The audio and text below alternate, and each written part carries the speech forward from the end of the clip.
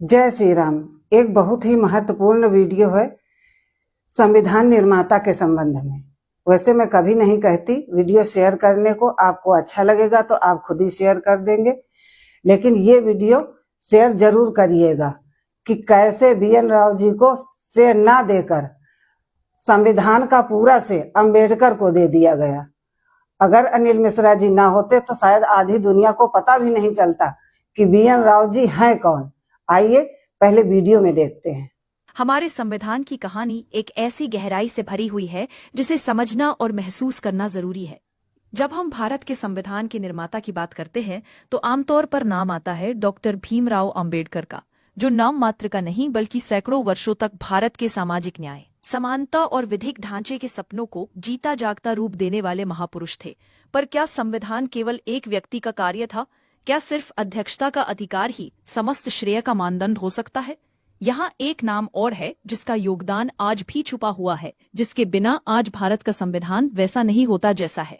वे है BN राव, संविधान सभा के संवैधानिक सलाहकार। BN राव ने भारत के संविधान निर्माण की शुरुआत की सबसे कठिन और गहन प्रक्रिया को संभाला। वे अकेले ऐसे व्यक्ति थे जिन्होंने दुनिया के कई देशों के संविधानों का महीनों तक अध्ययन किया, जटिल प्रावधानों की तुलनात्मक समीक्षा की और अपनी समझ को भारत की बहुलतावादी और विविधताओं से भरपूर सामाजिक संरचना के अनुरूप बनाया। उनकी बुद्धिमत्ता ने संविधान को एक जटिल कानूनी दस्तावेज से एक ऐसा जीवंत आधार प्रदान किया जिसे समझना जितना मुश्किल था उतना ही व्यावहारिक बनाना भी आवश्यक था। उन्होंने फरवरी 1948 तक संविधान का प्रारंभिक मसौदा तैयार किया था, जो 240 खंड और 13 अनुसूचियों वाला एक विशाल दस्तावेज था। लेकिन यही वह एक क्षण था जब राजनीति और संस्थान ने अपनी भूमिका निभाई। समुदाय के नेताओं और कांग्रेस के इस आंतरिक फैसले के कारण ड्राफ्टिंग कमेटी के अध्यक्ष पद पर डॉक्टर भीमराव अंबेडकर को नियुक्त किया गया और संविधान सभा के सामने अंतिम मसौदा पेश करने का अधिकार उन्हें दिया गया। यहाँ सोचने वाली बात यह है, क्या ड्राफ्ट को पेश करने वाला ही इसका निर्माता हो जाता है? क्या व्यापक अध्ययन, जटिल मसौदे की रचना, विदेशी संविधानों को समझना और उनको भारतीय संदर्भ में रूपांतरित करना इस भूमिका के बराबर नहीं है? डॉक्टर राजेंद्र प्रसाद ने अपने शब्दों में BN राव को संविधान सभा के अपरिहार्य व्यक्ति कहा। उन्होंने कहा कि संविधान सभा के अधिकांश सदस्य स्वतंत्रता सेनानी थे। वे संविधान की गहराई को शायद समझ नहीं पाते थे, फिर भी राव ने ही सदस्यों के लिए उसके कठिन पहलुओं को सरल और सुलभ बनाया। आज जब हम संविधान निर्माता की बात करते हैं तो हमें केवल उनके नामों से आगे बढ़कर उस कार्य की गहनता को समझना होगा जिसने इस देश को सही मायनों में लोकतंत्र का असली स्वरूप दिया। BN राव की भूमिका न केवल प्रारंभिक मसौदे की रचना तक सीमित थी, बल्कि संविधान के हर निर्णय और संशोधन के पीछे उनका ज्ञान छिपा था।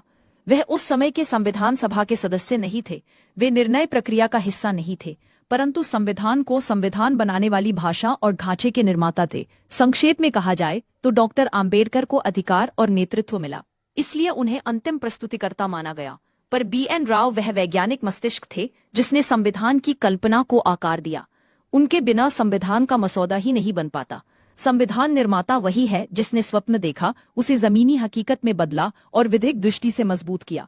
इसलिए हमें विचार करना चाहिए, क्या भारतीय संविधान का असली निर्माता डॉक्टर आम्बेडकर ही थे या BN राव जैसा महान विचारक जिसने उस संविधान को हमारे लिए बनाया?